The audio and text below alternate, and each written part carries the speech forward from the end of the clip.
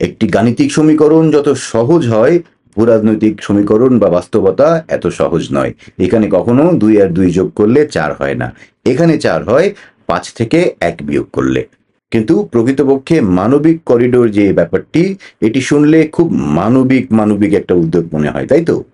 কিন্তু আদতে এর পেছনে লুকিয়ে আছে এক ভয়ঙ্কর বাস্তবতা, নিরাপত্তা শঙ্কা এবং আন্তর্জাতিক কূটনীতির যে এক জটিল খেলা বর্তমান সময়ে বিশ্বব্যাপী চলছে, সেটির সাথে সম্পৃক্ততা।